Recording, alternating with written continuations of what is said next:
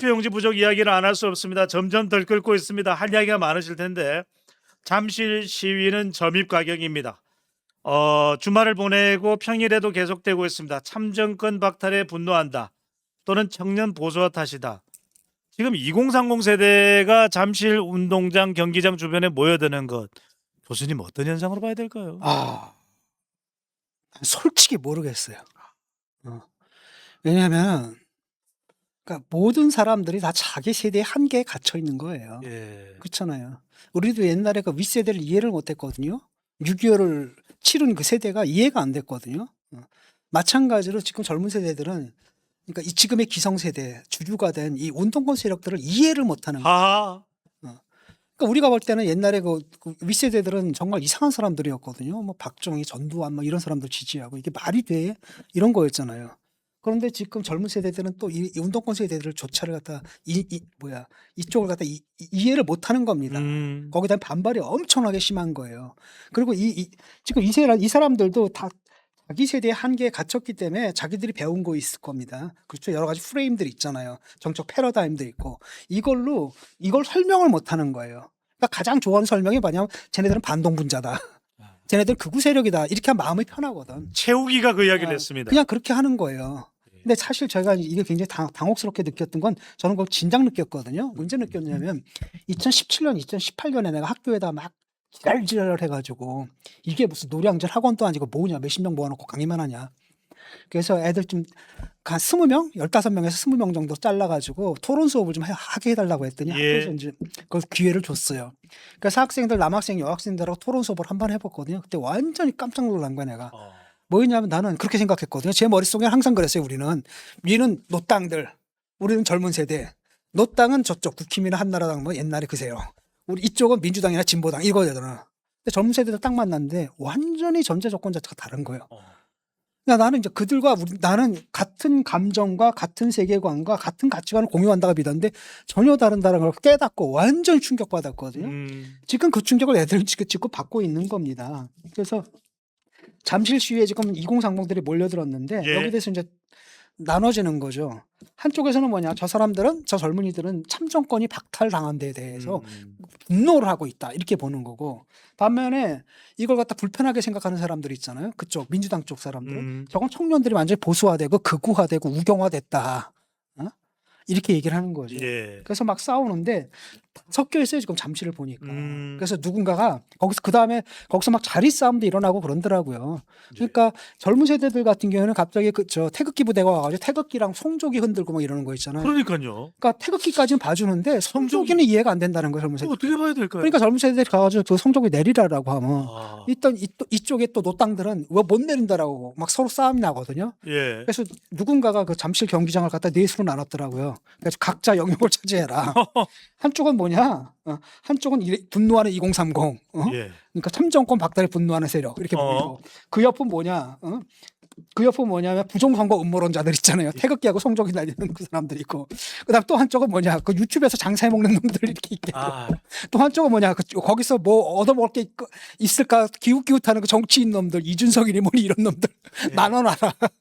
라고까지 좀 얘기하고 있거든요. 그래서 어쨌든 지금 이런 상황이 이제 벌어지고 있는 겁니다. 그래서 여기에 대해 가지고 지금 그 외관상으로는 이 사람들이 막 태극기 흔들고 이러니까 민주당 사람들이 볼 때는 이거는 자기들한테 친화적인 건 아니거든요. 일단은 이 분노가 어디를 향하는 겁니까? 정부를 향할 수가 있다는 이게 굉장히 부담스러운 겁니다. 그러다 보니까 이거 갖다 자기들도 이해가 안 되거든요. 자기들 항상 정의롭게 생각했어요. 자기들 항상 젊다고 생각했단 말이죠. 항상 젊으면 정이고 저 노땅은 불이고 이렇게 생각했거든요. 그래서 젊은 우리가 쟤들을 몰아낸다라고 했는데 자기들보다 더 젊은 애들이 나왔는데 그 젊은 애들이 니들 늙었어? 니들도 노땅이야? 니들도 불이야? 니들도 위선자야? 이렇게 하고 얘기하고 있단 말이죠. 그러니까 자기들이 윗세대에서 했던 걸 갖다가 지금 부메랑처럼 고스란히 아랫세대로부터 좀 받고 있는 거거든요. 이게 납득이 안 되는 겁니다. 그래서 최욱은 뭐라고 그랬어요? 저런 놈들 온라인에서 땡크로 밀어버려야 된다. 일베를 땡크로 몰아버려. 이거 굉장히 무서운 얘기거든요. 어떻게 이야기를 할 수가 있죠? 아니 얼마 전에 이거 가지고 난리 쳤던 거 아니에요? 스타벅스에서. 스타벅스에서 사실 그 마케팅 담당자들이 거기에 대한 인식 자체가 없었던 것 뿐이거든요. 그러니까 실수를 한 거지. 이건 아는 거잖아요. 땡크로 밀어버리자라고 하고, 또 정준이라는 친구는 뭐라고 했습니까? 몽둥이로 진압해야 된다. 첫 번째 뭐라고 했냐면 쟤네들은 철학 체계가 없다. 그러니까 대가리 든 게 없다라는 거예요. 두 번째 설득 가능성도 없다. 왜? 논리로 안 통하는 놈들이다. 그럼 남는 건 뭐냐? 강제를 동원하는 수밖에 없다. 그러니까 권력으로 제압을 해버려야 된다. 근데 이게 사실 누구 논리예요? 전두환 논리거든. 그러니까요. 그러니까 저 사람들이 전두환이 된 거예요. 젊은이들이 그걸 알아. 그걸 알아요 지금. 이게 이렇게 된 문제라는 거죠. 그래서 지금 이게 어떻게 될지는 모르겠지만은 이게 내가 볼 때는 사실 오래 가지는 못할 것 같아요. 오래 가지는 못할 거거든요. 왜냐하면 지금 항상 어떤 대중운동이 있으면은 대중운동의 목표를 공유를 해야 돼요. 예. 근데 그 사람들은 목표를 공유하지 못해요. 그 다음에 그 대중들의 끌어오르는 이 모든 것들을 갖다 채널화 할 수 있는 지도부를 갖다 스스로 구성하거나 이래야 되거든요. 거기 보면 천차만별의 사람들이 다 모여 있어요. 예. 그래서 목표도 공유하지 못하고 어떤 지도부도 가질 수 없는 자발적인 정말 자연 발생적인 시위이기 때문에 이게 이제 오래 갈 수는 없을 거라고 보는데 일단은 뭐 최대 3만까지 갔던 게 이제 평일날은 1만 5천으로 줄어들었거든요. 예. 뭐 한동안은 이게 계속 갈 수는 있을 겁니다. 그런데 일단 정부에서 대응을 또 나쁘지 않아요. 그러니까 김민석이 누구를 만났습니까? 그러니까 학생 대표로 만났거든요. 거기서 이제 허심탄회하게 다 들은 겁니다. 그러면서 약속도 했죠. 그러니까 선관위 철저하게 수사하겠다. 그다음에 뭐입니까? 철저하게 수사하고 그다음에 뭐 하냐? 책임자 있으면 철저하게 처벌하겠다. 예. 그다음에 제도 개선식을 마련하겠다 이렇게 얘기를 했거든요. 그러니까 학생들이 원하는 바 그들이 제기할 수 있는 합리적인 요구들은 다 받아들이겠다는 태도를 보인 거고 이 대통령도 이 부분에 대해서는 대응이 적절했어요. 이런 식으로 나가지 않고 학생들 이해한다 뭐 이런 식으로 나갔거든요. 기자회견에서. 네. 그다음 민주당에서 좀 몸을 사리고 있고 그러다 보니까 목표가 사라졌기 때문에 이게 오래 가지는 못할 것 같고 그다음에 이제 이들이 외치는 게 재선거라는 걸 외치는 거잖아요. 예. 이게 목표가 됐는데 이 재선거는 사실 불가능하거든요. 왜 불가능하냐면 일단 법적으로 불가능해요. 법적으로 불가능합니다. 두 번째는 뭐냐면 나 같은 사람은 내 선거 끝났는데 그러면 내가 투표한 게 무효가 되는데 니들 권리만 권리냐 내 권리는 뭐고 이렇게 또 얘기할 수가 있거든요. 그러니까 유권자들 틈에서도 사실 압도적 다수가 아마 여기를 반대할 거라는 겁니다. 예. 그래서 이건 사실은 목표가 될 수가 없는 겁니다. 그래서 지금 계속 이제 유지가 되는데 그러니까 부정선거론자들이 이제 문제예요. 이제 부정선거론자들 같은 경우에는 계속 할 겁니다, 이거를. 그래서 거기에 이제 누가 있냐면 황교안하고 장동혁이 있는데 황교안하고 장동혁이 있는데 장동혁이 이번에 진짜 크게 실수한 겁니다. 네. 이 사람들은 뭐냐? 건수가 생긴 거예요. 사실 부정선거라는 게 근거가 하나도 없잖아요. 근데 자기들의 그 잘못된 믿음을 계속 유지할 수 있는 요만한 껌덕지를 줘버린 거예요. 그러니까 걔네들은 목숨 걸고 매달리는 거거든요, 거기다가. 그러니까 결국 어디까지 가는 겁니까? 재선거 하자고까지 나가는 겁니다. 재선거까지 하고. 그러니까 재선거를 하는 사람들도 둘로 나뉘어요. 재선거 이유가 뭐냐라고 했을 때 장동혁하고 황교안은 부정선거기 때문에 재선거해야 된다라는 거예요. 반면에 젊은이들은 뭐 때문에 부실선거이기 때문에 비록 소수다 하더라도 소수의 어떤 사람들은 참정권을 침해받았기 때문에 이걸 바로잡으려는 재선거하는 수밖에 없다라고 얘기를 하는 거고 같이 재선거를 외친다 하더라도 둘이 좀 다르거든요. 예. 이런 상황 속에서 이게 과연 오래 갈 수가 있을까라는 거죠. 그런데 우리가 이제 주목해야 될 건 뭐냐면은 재선거는 불가능합니다. 그럼에도 불구하고 이 젊은이들 사이에서 뭔가가 터져나온 거거든요. 나는 이건 하나의 빌미에 불과하다고 봐요. 예. 지금 터지고 왜냐하면 기회를 다 차단당했거든. 우리 같은 세대는 그러니까 윗세대가 우리한테는 아파트를 한 채씩 줬어요. 우리가 그때 굉장히 뭐랄까 체제 바깥에 있었잖아요. 막 칼막스 막 공산주의 뭐 사회주의 뭐 레닌 뭐 이런 거 얘기했단 말이에요. 뭐 마오쩌둥부터 심지어 어떤 놈들 김일성까지 우리가 완전 체제 바깥으로 가니까 체제 내화하기 위해서 아파트 지어가지고 아파트 한 채씩 준 거거든요. 근데 젊은 세대들 일단은 아파트 못 사요. 돈 벌어서 이제는. 이런 세대들 같은 경우 그다음에 집값은 올라 버렸단 말이죠. 예. 그러니까 전월세 이것도 계속 오르고 있단 말이죠. 이 불만들이 있는데 못 잡는 겁니다. 못 잡다가 이거 하나 딱 나오니까 이거 확실하잖아. 정부에서 잘못한 건 맞잖아. 이거 가지고 터져 나오는 거거든요. 그러니까 이걸 계기로 해서 터져 나온 그 밑에 깔려 있는 이들의 그 불만과 좌절과 분노 이걸 이해를 해야 되는 겁니다. 한동훈 의원도 가만히 있지 않았습니다. 1호 법안을 내겠다라고 이야기했고 감사원법 개정안 선관위도 외부 감사를 받아야 한다. 마땅한 일이고 계속 이야기해 또 왔던 부분인데 이렇게 되면 이번에는 이제 현실화될 가능성이 높아질 거라고 봐야 될까요, 교수님?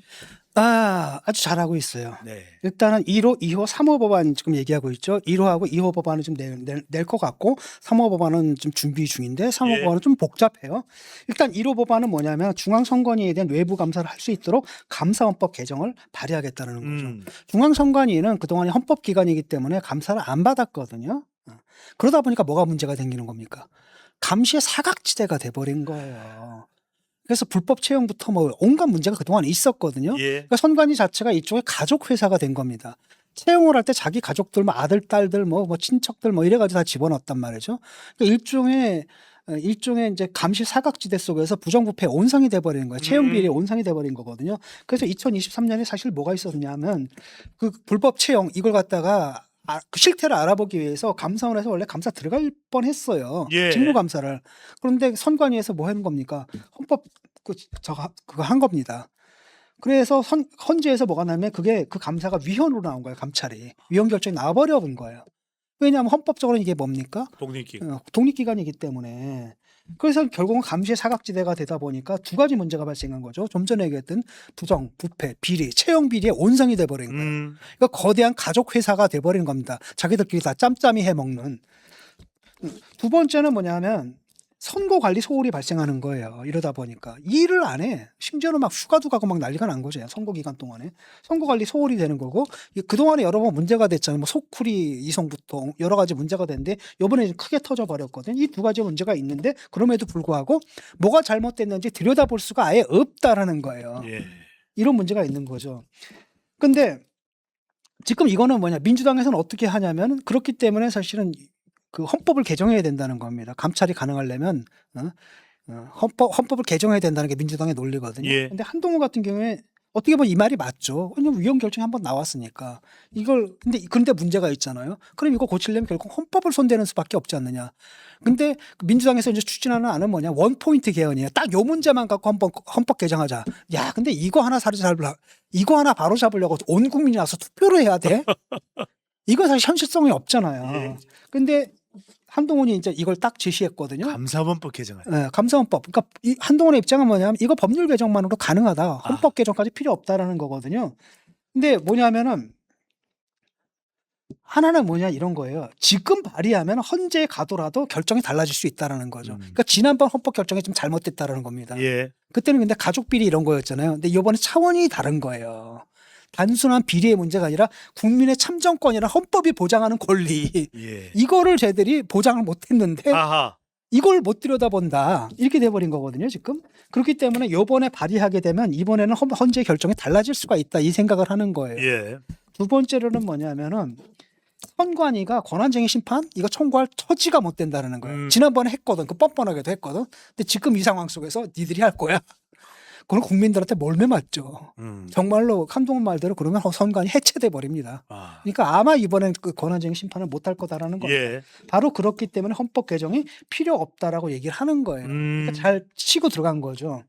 두 번째는 2호 법안이거든요. 2호 법안은 뭐냐면 선관위 직원들의 무분별한 휴가 및 휴직 사용 제한이에요.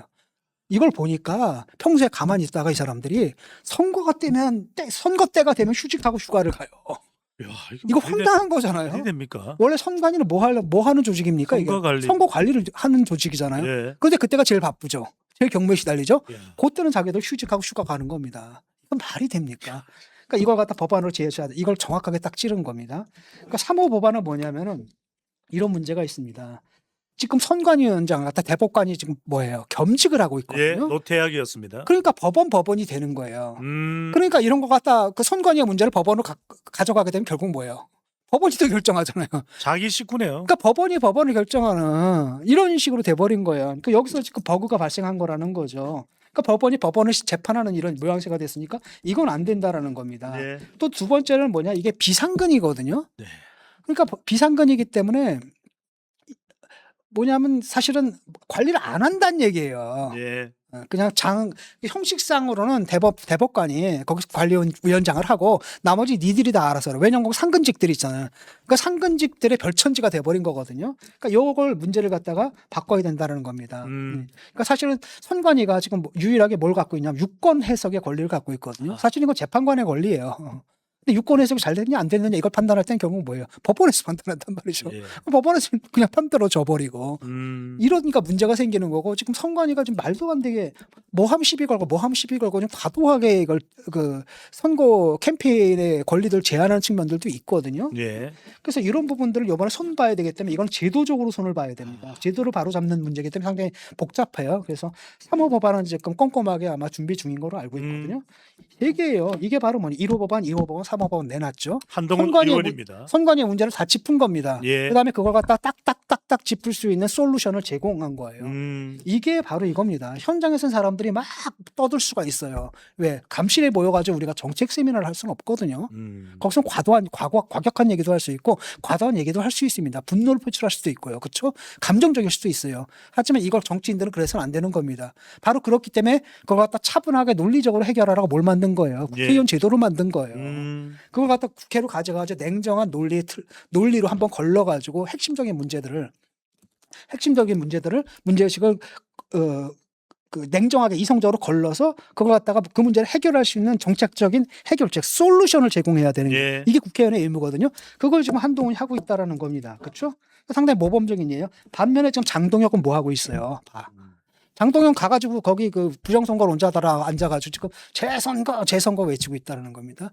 대중들에게 편승해가지고 선동 정치를 하고 있는 거예요. 이건 정치인이 해서는 안 된다라는 거죠. 분명하게 지금 우리가 지향해야 할 사회는 어떤 사회냐? 우리가 지지해야 할 정치는 어떤 거냐? 어떤 게 모범적인 정치인이냐? 앞으로 대한민국의 의원들은 어떤 모습을 보여줘야 되냐? 여러분 이 두 개를 갖다 비교해 보시라는 겁니다. 네. 이게 재선거 얘기에 대해서 조금만 더 얘기하죠. 예. 민주당에서는 재선거 요구가 좀 확산되고 있는데 엄청나게 확산되지는 않아요. 그냥 민주당 지도부는 기본적으로 재선거는 불가능하다는 입장이고 예. 일부 의원들이 얘기를 하고 있거든요. 국민의힘이 이긴 지역에 대해서 재선거를 하자고 이야기를 하고 있네요. 그렇죠. 서울, 경남, 그다음에 대구. 서울, 경남, 대구를 다시 하자라고 좀 얘기를 하고 있는데 예. 일단은 최민희 같은 경우는 좀 약간 완화된 버전이에요. 최민희는 뭐냐면 투표용지가 문제된 거기서만 재선거를 하자. 예. 서울만 하자는 얘기잖아요, 이게 지금. 예. 또 있나? 인천도 있었나? 어쨌든. 인천도 있었습니다. 그다음에 그 박선원 의원은 서울, 경남, 대구 재선거 하자 이렇게 얘기를 하고 있는데 예. 이건 사실 법적으로 가능하지 않아요. 법적으로 불가능하고 예. 그다음에 또 문제라면 오히려 재선거를 하기엔 더 큰 문제가 발생하거든요. 나 같은 사람은 뭐예요? 나 같은 사람은 뭐라고 얘기했냐? 아니 우리가 투표한 결과가 왜 부정당해야 되지? 우리 권리는 뭐야? 그거 재선거하자고 외치는 사람들은 소수인데 소수예요. 그다음에 그들이 정말로 재선거를 원하는지도 좀 불확실하거든요. 예, 정치적인. 그러니까 그 사람들 같은 경우에는 뭐냐면 단지 화가 나가지고 그렇게 얘기할 뿐일 수가 있는 거고 그러니까 법적으로도 불가능하고 유권자 대다수도 이걸 반대합니다. 그래서 이건 가능하지가 않은 거고 지금 장동혁이 전면 재선거를 지금 얘기하고 이게 진짜 황당한 거거든요. 예. 왜 하겠습니까 이 사람이. 참패 책임 부정하려고 하는 거예요. 예. 나 안 졌다라는 거야. 왜 부정선거가 일어났잖아. 내가 진 게 아니야. 부정선거 때문에 내가 진 것처럼 나온 거지. 강원도도 울산도 부정선거고 그래서 우리가 졌을 수 있다 이 이야기인 거죠. 그렇죠. 그런 거라는 거죠. 네. 두 번째는 뭐냐면 그래서 재선거를 하게 되면 서울에서는 결국 뭐예요? 오세훈 다시 해야 되잖아요. 그러니까 오세훈하고 어차피 나랑 척을 졌으니까 막 너야 어떻게 되든 간에 나는 상관없다라는 거예요. 근데 마지막으로 뭐냐? 지금 이 순간에 그래도 나를 지지해 주는 건 뭐예요? 나를 보호해 주는 건 강성 지지층밖에 없다. 그러니까 거기다 아예 몸을 의탁해 가지고 결국 뭐가 되면 장동혁이 황교안이 됐어. 장동혁하고 황교안이 지금 일체가 됐죠. 이렇게 돼버린 거예요. 예. 완전 쪼그라들어 버린 거죠. 그래서 결국은 뭐예요? 당의 이익과 반대되는 자해 공갈을 하고 있는 거예요 지금. 서울시 재선거하면 어떻게 해? 말이 됩니까? 자기들이 이긴 선거를 왜 재선거하자? 이거예요. 당이랑 상관없이 당의 이익과는 상관없이 내 이익이에요. 예. 내 이익입니다. 왜? 그렇게 주장해야지 내 책임이 덜해지는 거고 그렇죠? 그다음에 그렇게 주장해야지 나를 또 보호해주는 강성 지지층과 더불어 갈 수 있는 거고 이런 사적인 이익 때문에 당의 이익과 전혀 반대되는 황당한 주장을 하고 있는 거거든요. 이거야말로 뭐야? 해당 행위죠. 이런 거 징계해야 됩니다. 이런 거. 이런 걸 징계해야 되는 거죠.